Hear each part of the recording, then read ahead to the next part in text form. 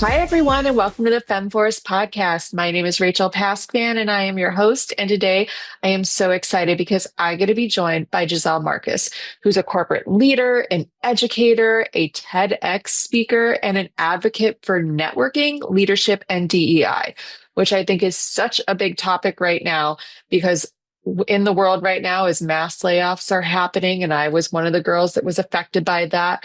Networking is the number one thing I have been telling people when they're like, how did you get a job in less than 8 weeks? And I'm like, I applied to 502 jobs. I made finding a job my job. I have never networked so hard in my life, reaching out to people and like really working like my female network. Like that is how I got the calls. That is how I did things. So I'm so excited to talk to you about this because it's such a poignant topic right now.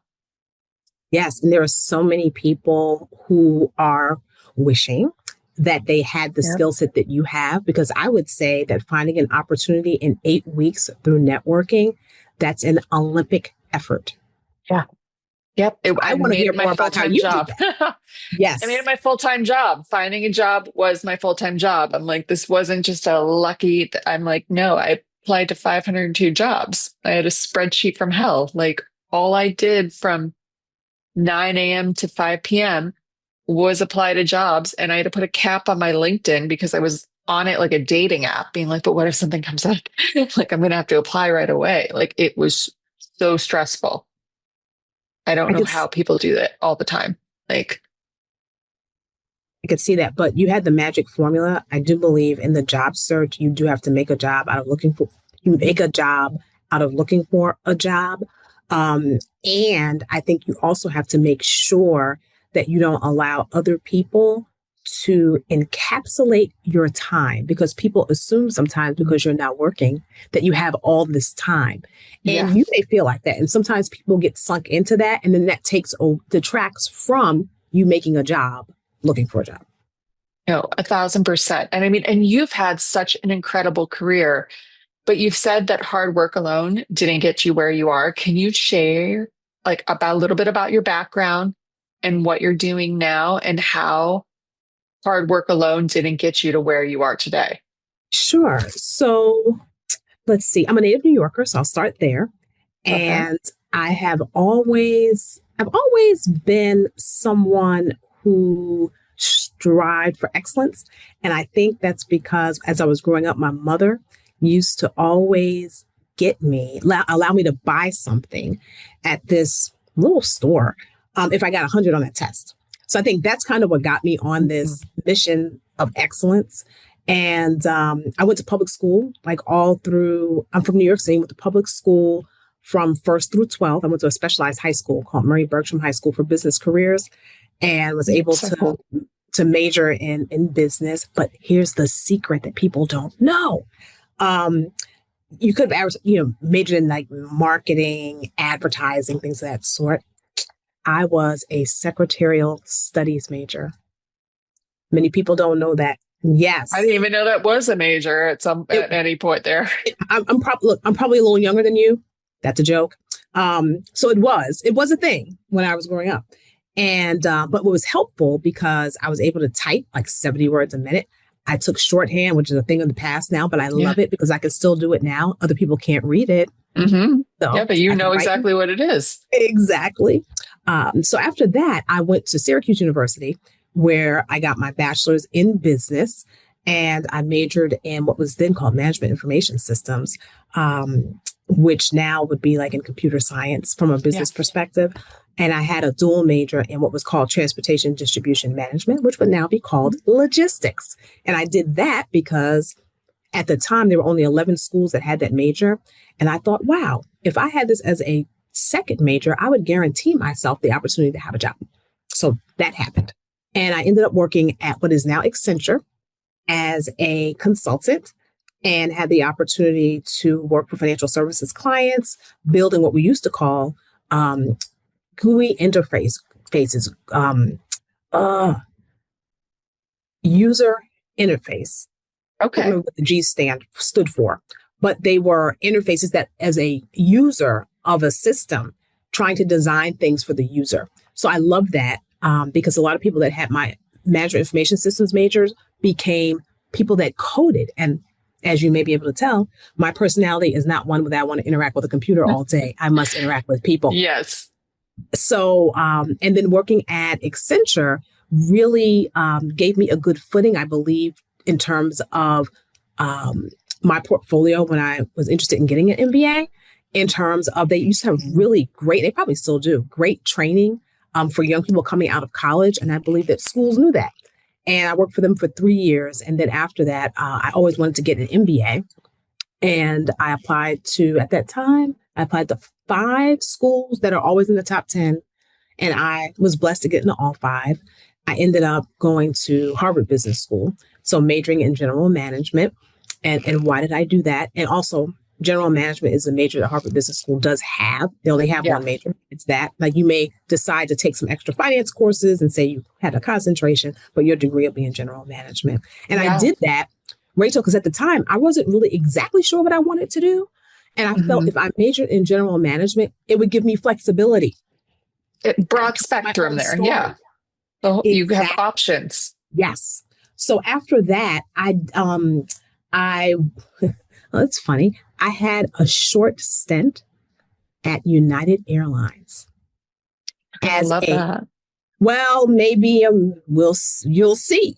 I was a financial analyst, and I don't know what possessed me to do that job because, again, I'm more of a people person. And I think I was intrigued because when I was at Syracuse, I was a campus sales representative for American Airlines. So I think I was intrigued by the benefits. But I have to say, we love points. We love a good flight, and we love a good flight. However, when you have to fly in positive space and you're not paying for it, sometimes it takes you a while to get to where you're going, or you might not get there at all. Yeah. Right. So that becomes a challenge. And the job itself was, I thought, am I going to lose brain cells doing this job? So they assigned me to these different business units and I was in budgeting. So you had to meet with the business unit, talk about this is the number, this is where they were. This is their budget for this year. What are they looking for next year? So of course they want the moon, the stars, the cheese, everything. Right. But I already know because my bosses told me they're only entitled to get a 4% increase in their budget. So they tell you all these lovely stories about the things that they need. And you're like, great, I need to take that back to my boss, who was the director of this financial analyst group. He would then take it to his VP. He would come back to me and say, the VP said that you can't have that. They can't have that. It's only 4%. I'm like, why couldn't I just tell them that in the beginning? Because we just wasted a lot of time. A lot of time. Could have been an email. Thank you. And since I'm a financial analyst, I can calculate how much that cost in terms of just the people that were involved, right? Mm-hmm. So literally, Rachel, it was, I think, my second week. I started looking for another job, which was unconventional then because that was back in like 94. So it's been a while. And then I landed a job at what was then Ameritech, which was the regional bell operating company, which is now AT&T. Mm-hmm. But I had a great stint there. I was there for 6 years, started out as in new product development, launched a couple new products, have a couple patents at the U.S. Patent Office. Great job. Very cool. Very cool. Went and worked in the call center and on the wholesale side of the business. And that's when I realized, Rachel, that operations was my thing. I didn't know operations was my thing. All right. But I learned it was my thing because when I was in new product development, got a great review because they hadn't launched a new product in a while. And launching a product, it doesn't always happen, right? I mean, there's a lot of work. There's a lot of products that die on the vine, right? That never make it to see the daylight. And I was fortunate that I was able to launch a new product and I had a great review. But I thought, what would happen, Rachel, if I hadn't launched a new product? Does that mean that my review would be terrible? And is that my fault? Right? Whose fault is that? Right? So I don't like being in that not understanding, not knowing my fate, right? In terms of, because I already told you I'm a perfectionist, right? The hundreds, right? So I like to make sure that I'm doing well. So when I got to the call center, what I liked about it is that they give you measurements daily. So you know how you're doing in terms of how fast your team is answering calls. You know, from a customer service perspective, based on survey results, how well they're doing in responding. You know how long your wait times have been. You know what your target is. So pretty much at the end of the day, you can tell the job that you did. Yeah. And I was like, you You're know what? doing I well like or not. this because I'm not going to be surprised, at the end of the year. Right. So that was really what got me interested in operations. And then from there, the exciting part of my career was having the opportunity to own P&L, so profit and loss, being able to run businesses. So I've been a general manager 5 times and running businesses starting at like 25 million, then all the way up to like 800 million globally, 40 countries. And I love, love, love working with people from other places around the globe. It just makes life so much more interesting. So that was Agreed. my career. Thank you. I'm glad, Rachel. So that was my career trajectory before I came into higher education.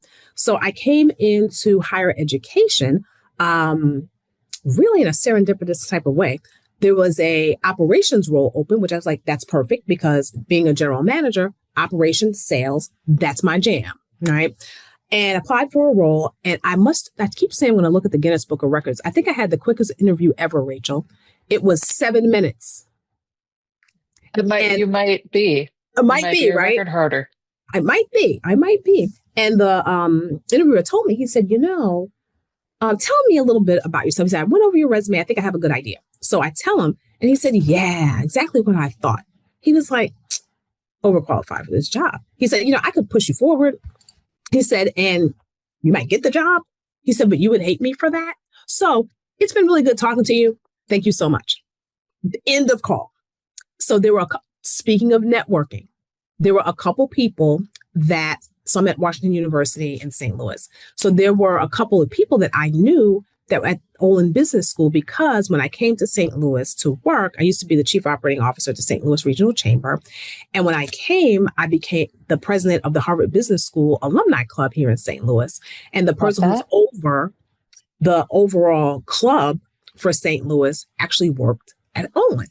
And his wife went to Harvard as well. So I call him before this interview and I say, hey, like we do, right? In interviewing, isn't that one tip? You use your network. So before I even interviewed, gave them a call and said, hey, know anything about this opportunity? He said, my wife, Megs, talked to her. She gave me some good tips. And she mentioned a name of a person that I knew that I would have reported to, but he had left. So I was like, oh, that's good context. Haven't talked to him in a while. Good to catch up with him. So after I didn't get the job, this is something else in job search that's very important. Always close the loop with people. Yeah. Right. You So can't if someone ghost them. gives you a lead, don't go run the lead, find out, get the job, not get the job, and never go back and tell them what happened. So I went back to the couple and I said, hey, it was a 7-minute interview. Let me tell you what happened. But thank you so much. In that call, the wife says, I see, inclusion in your background, as something that is, something that's kind of a thread. Although I had never had a role with that title, right? But I'm all about people. I'm all about culture. Yeah. I'm all about it's people that make the world go round, right? And it's people that could stop your jam or keep your jam going. So I love it's that. work that I've done. So I said to her, she said, did you enjoy that work? So we talked about some of the roles that I had, even though I've never had a title that had inclusion in it.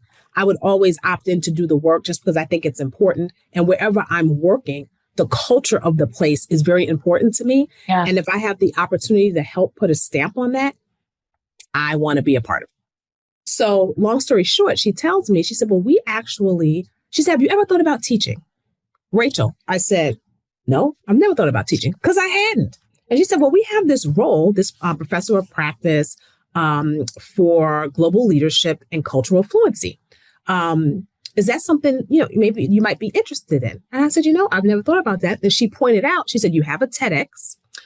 She said, you do a lot of corporate speaking, which I do. She said, so corporate speaking is like teaching. Rachel, I was like, you connected those dots pretty darn well. Yes. So long story short, That's how I ended up at Washington University in St. Louis in a professor role. So that's what I do. And it's something that I had never imagined I would do. So I would say also for people that are looking for opportunities, you have to keep yourself open because you just never, ever know. But I'll be honest, if I would have seen a job description for a professor of practice teaching, first of all, I would have never seen it because I wouldn't be looking for that. So I Yeah. wouldn't have seen it, right? But I say keep your eyes open because sometimes we can get so narrow in terms of the box that we put ourselves in. And I would caution people when you're looking for a new opportunity to be more open because sometimes there may be something that's looking you right between your eyes that's perfect for you. So for me, this became a perfect opportunity because it gave me, I bore easily. So as a professor of practice, I actually teach from the perspective of doing this work in the workplace. Yeah. And to do that, you have to spend time in the workplace with organizations that are doing this work. So it gives me the opportunity to be at the intersection of academia and still the corporate work. And then I add to that, I serve on the board of a regional bank, but it's a publicly traded bank. And this is an area that's important to them as well. So I actually have the opportunity to do this work being at this intersection. And for me, that marriage has actually been perfect, but I wouldn't have picked it for myself because I wouldn't have thought of it while it is actually perfect. I mean, you've just had such a diverse career and like such a trajectory. What was the moment that you realized that networking was Yes. missing as a key in your career? I was 39 when I figured it out. So I say this for your listeners, learn about it earlier because Mhm. I think about when you mentioned the trajectory that I've had, if I would have known about networking 20 years before, I think Right. my life would look very different. So this is how it came to be. Um, so I grew up in a household where I'm first generation college student. So my parents told me what they knew, which was go to work, keep your head down, do an excellent job, mind your business, and you'll get a promotion. Well, Rachel, it doesn't actually work like that. That is not quite the formula that I've run into. Yeah. You know that, Understand. Yep. right? So what happened to me at 39, I was at Johnson Controls and I had a general manager role running like a $25 million business. Nice size for the first time doing it. But I wanted to run a larger business and I wanted it to be global. But I knew my company wasn't going to allow me to do that if I didn't evidence that I could work productively outside of my home country. Okay. So I started looking for opportunities to work abroad. And the company was open for that. And it was interesting because at first they were like, you're going to Europe. And then they were like, you're going to Egypt. And I kept going back and forth to the doctor. I'm like, I need shots. And they're like, when you figure out where you're going, come back and let us know for sure. Because we're not going to just give you shots, not being clear where you're going. I was like, Yeah. oh, I'm trying to get ahead of the game. But anyway, ended up going to South Africa. And unlike traditional General Electric, and General Electric traditionally, they would tell you 2 steps, 3 steps out what you'd be doing. At my company, at Johnson Controls, they didn't do that. If you went on an expat assignment, you left the job you were on, you go to the expat assignment, and then I was like, where's the genie in the bottle? Like, what happens when I get back? Where am I going to be working? Yeah. So I asked this question to my HR person, Meg. I need to check out where she is today, see what she's doing. But anyway, I asked her, she said, well, ask Ian, gentleman, Ian Campbell. He was the vice president, reporting to the president of my business unit, but he was responsible for signing off on expat assignments. And I knew him because one of the employee resource groups I was a part of, he was actually the executive sponsor. So I knew of him.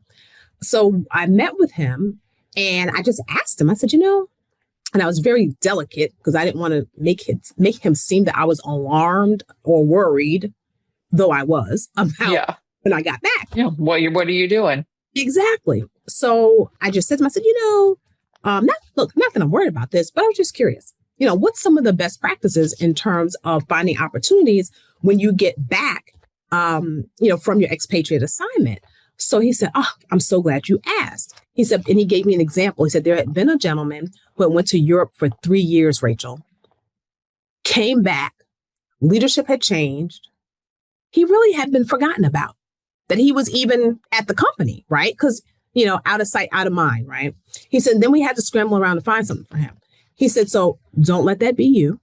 And he said, what you should do is every 3 months during your assignment, make sure you come back to the home office. You meet with your sponsors. He says, of which I will be one. So he gives me a gift right there. He said, meet with your sponsors, meet with your mentors, meet with HR. Make sure 6 months before it's time for you to come back that you let us know you're coming back, because we can start looking for things for you. He said, because oftentimes there's things on the drawing board, right, that haven't even become job descriptions yet. Yeah. But we start thinking about you. So I said, okay, great. So I did what he told me to do. And it really worked in my favor. And it was so funny because my host boss was actually his name was Alan. He was actually from the UK. And he was like, Gisele, why are you always going back to the US? So I said, oh, and he knew my boss. I said, I always go back to see Ian. So he told me to come back every quarter, make sure that I have an opportunity when I come back. He said, oh, you are kissing the rings. I was like, I think that's probably right. So what happened, Rachel, because I did that, the networking piece coming back every quarter, it worked in my favor. I was worried. And in the end, Rachel, I actually had 11 internal offers for jobs when I got back. That's amazing. That's what told that right there. I was like, the power of networking. So that's where the light bulb went on for me. I love that. But a lot of women, and I would think a lot of minorities in general, find, networking and asking, for a meeting, or basically asking for a favor in a way by asking for a meeting or for a coffee chat, uncomfortable or difficult. Why do you think that is? I can understand that, because I'll say from my perspective, like, I don't want people to feel like I'm annoying them, or I'm bothering, or I'm asking for something out of the ordinary. But as the saying goes, closed mouths do not get fed. Yeah. Right. So, and when I think about, but this has been over time, right? But even myself, like, I love to help people if I know how I can help them, right? If they're clear about how I can help. And I believe I'm going to say I believe that a lot of people are the same, and you don't know until you try, right? But I would say that networking is a two-way street. So be very careful, right, about often being the asker of things, right? What can you contribute? Yeah. So for example, with this gentleman, Ian, I mean, he's like, many levels above me, right, in my company. But what I would do for him, he was a triathlete. So every time and coincidentally, him and his wife love South Africa. So every quarter, see, me too. So every quarter when I would come back, I would always bring him something back that he could use as a triathlete, right? Maybe it's a water bottle. Maybe it was FIFA that year in South Africa. So a t-shirt, just different things, so that, it's small, but it was something thoughtful, right? Yeah. So I would actually bring that to the party, so to speak. So I would say it's important to keep it two-way, and it's important to ask for what you want. And I would say I learned that when I was applying to business school, because I would say generally I'm pretty humble, and I'm not the person that, is braggadocious about myself unless I know it's necessary. So for example, applying to business school. Well, in order to get into these schools, you have to promote yourself. You have to tell them how amazing you are. Why? Because the competition is doing that. And if you're trying to get into the institution, you need to do the same. So I believe it's a muscle that if you don't have it, it's something you need to exercise. And I would say it's practice makes perfect. The more you do it, the more comfortable you'll become. Yeah. And if you're someone who struggles with it, I would say, hey, give yourself an opportunity. What are some of your goals, right? And just think about how are you going to get there? Usually you can accelerate getting there if someone helps you get there. Well, it's a give and take relationship. Like that's what Yes, you're like in network that's how you get the jobs. It's all about like it's all about knowing people. And even if you don't know them, like putting yourself out there to create those relationships.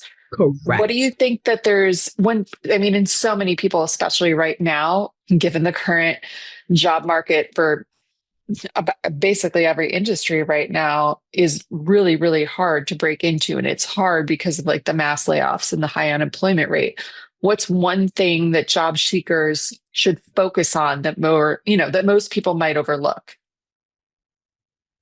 I would say always be aware of the human element because the job search process has become very mechanized, Yeah. in terms of AI, right? Actually reading your resume and your application. It's not necessarily a person, right? But the human element is important. So even like the job I was sharing with you, I had about here at Washington University in St. Louis, if I had not spoken to this young lady in regard to this job, I would have never even known that this job was available, Yeah. right? So I would have missed an opportunity. So I would say every single time you interview for a job, figure out how you can insert a human element into it. Mm. And with LinkedIn, it's easy, right? Because you can look for people that work at that company. Are there any that are in your first level? If not, are there people that are in the second level? Then you can contact your first level folks and say, hey, I'm interviewing at ABC company. Would you be willing to introduce me to QWR person? Yeah. So I would say always go for that. Or don't forget the easy networks, because sometimes I'm guilty of this. People are sitting right there looking at you, right? Or you have networks that are just sitting waiting to be used. So if you think about where you went to undergrad, is there someone that usually you have a database as a graduate that you can look through? Is there someone that went to your school that actually works at that place? So that's a way. Or if you're someone that has, whatever your pastime is there someone that does that with you that works there or knows someone that works there? So I would say anytime you're looking for a job, think about the human element. And when I look back over the trajectory of the jobs that I've gotten, pretty much every time I can point to a person somewhere in there that was in the mix. And it could be as simple as someone who is a reference that works at that company. So like where I work, if someone applies to a job at Washington University, you have the opportunity, to kind of Yeah. jot down someone that works there, that could vouch for you. And I always tell people that I trust, I'm like, oh yeah, feel free to jot my name down, because I will when I'm hiring. I always look at that and I'm like, oh, there's someone here that got a reference. Yeah. And if I hadn't looked at them, I will actually take a second look and say, well, let me just, take another look. So never forget the human element as much as companies try to take the human element out of the process. Well, yeah, with the AI and then looking at your resume, when I was job hunting, the girlies were here for me. I went in and I looked at, I'm a woman in security. I was like, wait, I'm on the board of women in security. Like, why am I not utilizing this? So every time I went and I looked at a job or something popped up on LinkedIn, I would go into the women in security group and literally type in the company and be like, all right, who works here? That's just a woman. That was the only requirement I had. I was like, who's a woman that works here that's within the industry? You could literally not be in the same org or like diversity of the field, all of that. And then I would reach out to them and be like, hey, look, we know each other from Women in Security. Do you mind taking a 30-minute call at your convenience? Like, I'm looking at new jobs. I came across this one. I just want to know, what is your experience as a woman in the industry at this company? Like, what do you think? And I mean, they were great. There was one woman at a company I'm not going to disclose that literally flat out was like, don't do it. Don't do it. Like, and I'm like, thank you, girlfriend. Appreciate that. Not wasting my time. Love that. And there were other women that I got to know and it was phenomenal. And then they were like, let me like introduce you to the hiring manager. Let me send over your resume. Let me refer you. And when I'm like, everyone's like, how did you? I'm like, that's how I did it. The girls showed up and like the women are there to support under women. I'm like, there wasn't one out of the 102 cold messages I sent out on LinkedIn. There was not one woman who did not respond and was like, would love to have a chat. Yes, let's have a chat. How can I help you? Love it. Yeah. And it's all about like the girlies. And I think that a lot of women don't know how to do that, or they're looking for something like so much more. They're looking for like mentorship or sponsorship. And I'm like, I'm not looking for like that's asking a lot of time of you. I just need 30 minutes. I need 30 minutes to ask about your experience. How Mhm. was this? And then from here, what do you think I can do to like make myself available for this company, or like what could put me ahead, or can you point me in the right direction? I love every bit of it. And I would encourage your listeners um, to take heed to what you're saying, because that's really today, it's different. Like 20 years ago, when you would look for a job, you wouldn't necessarily do all of this. But Yeah. now it's really, it's the differentiator, quite Well, it's honest. being flooded. And when an AI robot is looking over your resume and looking for very specific keywords, if you're missing one keyword, that thing filters along. Like for some company, like I didn't have time for a 502, meet and greets, or I just was like applying, like, and just applying to apply to apply. And then when I was like focusing in, being like, all right, what about this job? What about this job? But you had like the amount of companies that ghosted me that just didn't say anything back, or the ones that you applied and 2 seconds later get a rejection email. And I'm like, you didn't even have time to look at this. I'm phenomenal. How dare you, robot? And you are, Yeah, but how absolutely, dare, like, you have to have that human connection still. you do.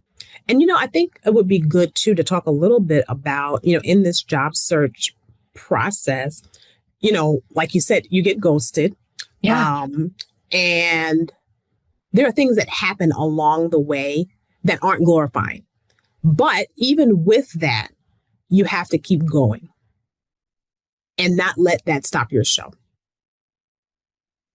I think it was all about the structure for me. I'm like from 9 to 12 every day. I did FemForce stuff. I did the podcast. Like I had a creative outlet. Like I focused on that. And then from 12 to 5 every day, I was on LinkedIn. I couldn't do it for more than that 5 hours because in the first week I was on there from 8 a.m. to 8 p.m. And I'm like, this is horrible. This is a horrible experience. I'm getting tech neck. I'm like staring at the screen 24/7. Like it was my dating app. It was my religion. LinkedIn was my purpose. And I'm like, I don't know how people do this all the time. I'm like, you have to be on there. You have to have a presence. I'm like, but it shouldn't be that much. Did you find your opportunity through there, through LinkedIn? Yeah, through LinkedIn. I mean, I really think there's so many Interesting. people that were like, that don't have that who are also laid off. And that was horrible. And everyone was going through this at the same time from the company that, was a lot of the companies that are laying off. And I'm like, they're like, and I'm like, I've had a presence on here. Like, I'm not like actively posting all the time. I'm like, but if I see somebody interesting, I'm like, I add them. I'm like, what's the worst? They don't like let me accept my invitation to follow them. Like, okay, well, it's LinkedIn. It's like, this isn't some weird dating app. Like, it's fine. Like, that's the whole point of this is to network. So you might as well grow your network on there and have a presence and like have the connections because otherwise, I don't know, unless you're going to a conference every month, how are you actually meeting people in this industry? And also, whose company is giving you the budget and the time to go to a conference every month to network for you to possibly leave them? They're not. Right about that. You're right about. Tell me, would you mind telling your audience a little, because this is fascinating to me, about your tracking tool? Because I think that too is something that's important when you're searching for a new opportunity? I literally just had a basic spreadsheet I put together where I put the job, the location, the link, like what the salary was, and then any notes. And then I would have a column that's like rejected, accepted, never heard back. Like, and then in the notes, if I made a connection, like I would write that down, or like I talked to this person on this date. But I also shared that with another woman in my org who was also laid off. Okay. And so she was looking for jobs. And I'm like, listen, at the end of the day, we're each going to find something. I'm like, but why are we like, I'm not gatekeeping what I'm applying to and what I'm doing. I'm like, because 14,000 other people are applying for it too. So if it's Exactly. not me, I would rather it be you. So here's the link to my spreadsheet. Enjoy. Like, and Love that's that. what we did. And we would send things back and forth to each other. And the girlies supporting the girlies. We're here for it. I love that because to your point, I think that being organized is Hmm. important in a job search because, like you said, 502 applications, you have to keep up with that in Yeah. terms of who didn't you hear from, or was there another step you were going that you needed to take? Through that, did you meet someone else who connected you to someone else who may have connected you to someone else? And all of that can get unwieldy really fast because you have to have volume when you're looking for an opportunity. Yeah. It's like it's a funnel, right? It's like sales, right?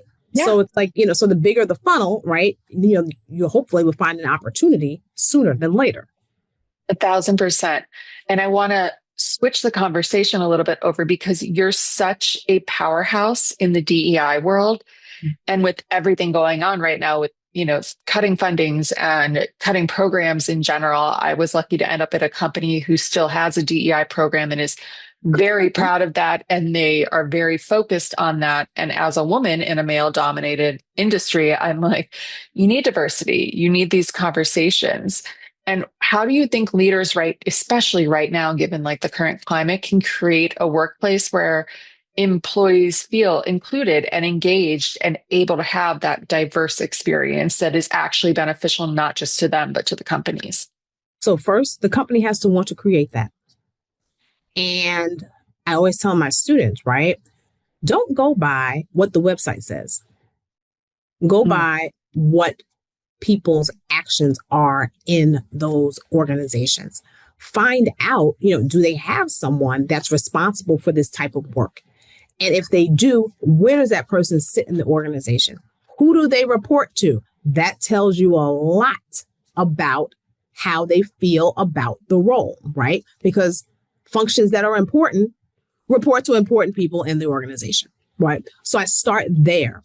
And when I'm looking for a new opportunity, I am not shy about asking people questions because companies do it, right? They're finding out things about you sometimes in ways that they shouldn't be, but they do, right? People crawl around LinkedIn and see, well, oh, so and so, let me go ask Rachel about Gisele. I see they yeah. know each other, right? So sometimes Hmm. they'll do that. So I do the same thing. I find people that work there that I know and ask them, tell me about the culture when it gets hot, not when we're in due season, right? Yeah. But when the pedal hits the metal, when funding gets tight, how do they behave? These are the things you want to know, right? So that you're not surprised. And then you have to know yourself in terms of what type of environment you want to be in. Me personally, I like to be in a culture where people do feel like they are included, right? And that can look differently differently in different organizations. For example, someone told me in a podcast in the UK, and a company in the UK actually has, and they're in like they're over like 100 countries, and they have a DEIB conference every year that's I love virtual, that. running for like 5 years. And I'm like, what? So they asked me to actually be a speaker, which I was, and I was a closing speaker for their session, which was great, along with their CFO. It was like a fireside chat with the CFO. But I found it interesting that, so at the end, I said, well, how many people? So the session I was leading, there were like 300 people that were on. But overall, the conference is all week, Rachel. 6,000 employees had tuned in. That's amazing and They're so investing. beneficial. Yeah, and Yeah. and they're investing in that because when they ask me to speak for them, they're like, "Well, what is your rate?" So the other thing is, are companies spending money doing the work? Because quite honestly, if there's no funding for the work, there isn't any work that's really Yeah. going to be helpful, right? So we know that in organizations, they fund the things that are important to them. So inquire, do they Yeah. have these business resource groups or employee inclusion groups? And if they have them, what type of work are they doing? Is it something that is pivotal to the business? And if it is, do they have funding to do these things or are they doing it on a shoestring budget? So there are just things that you can ask, be inquisitive, because once you say yes to a company, you're there.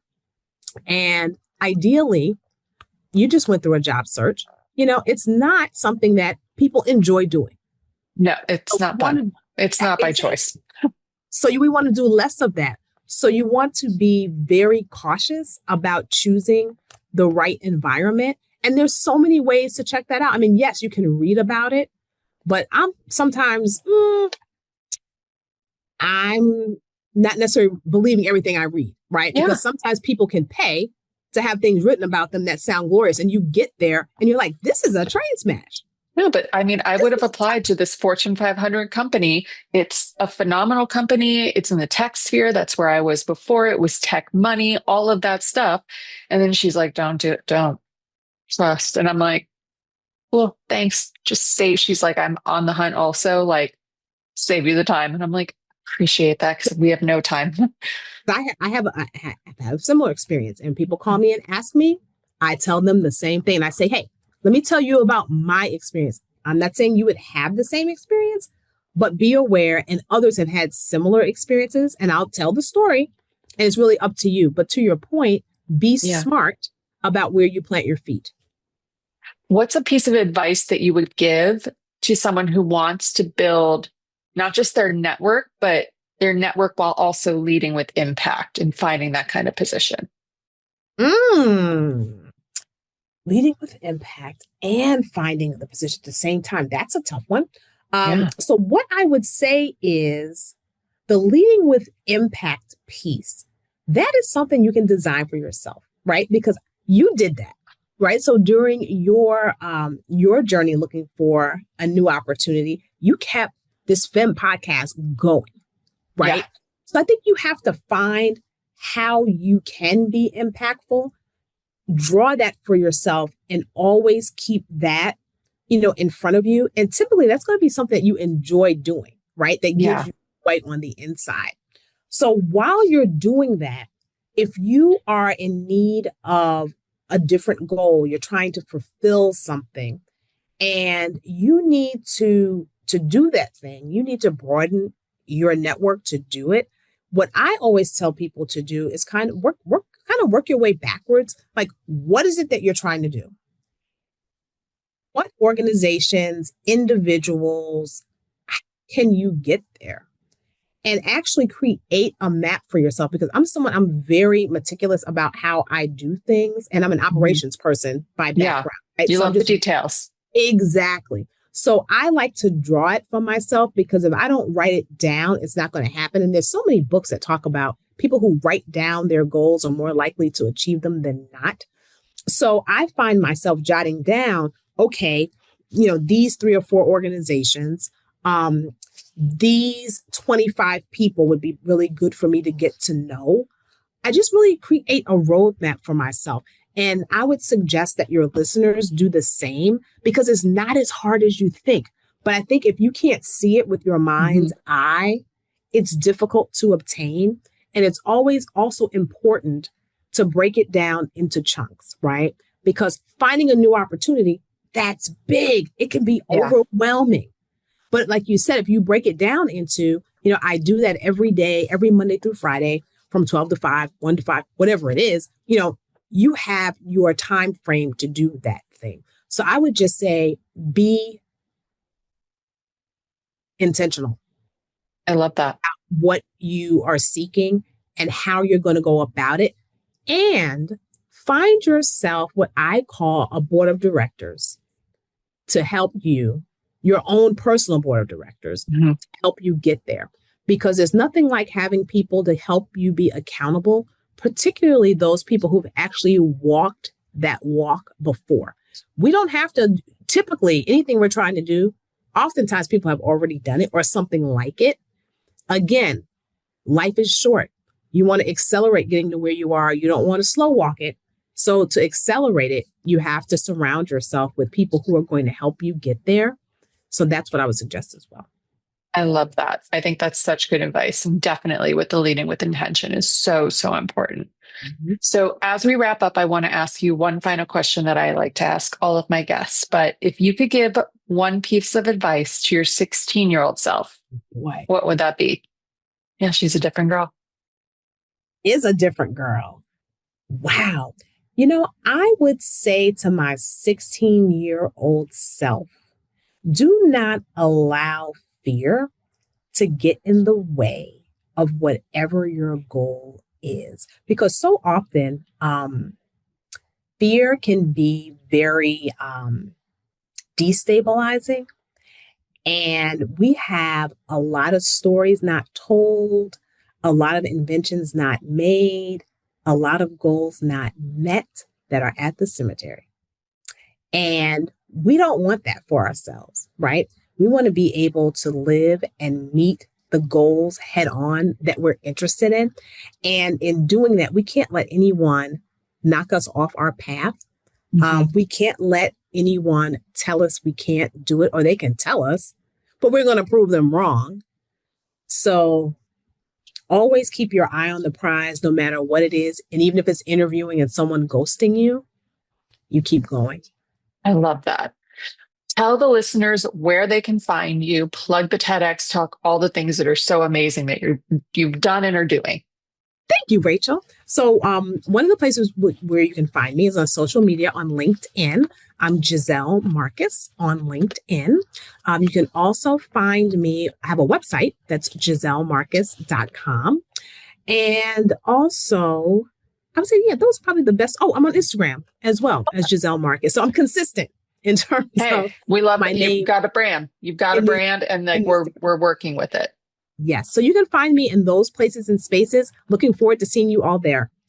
Awesome. Thank you so much for being here, Janelle, and just having such an amazing conversation. Thanks for having me, and thanks for sharing your story about job search. I think this is really the time for people to hear that as well. I love it. All right, everybody, we will talk to you next week.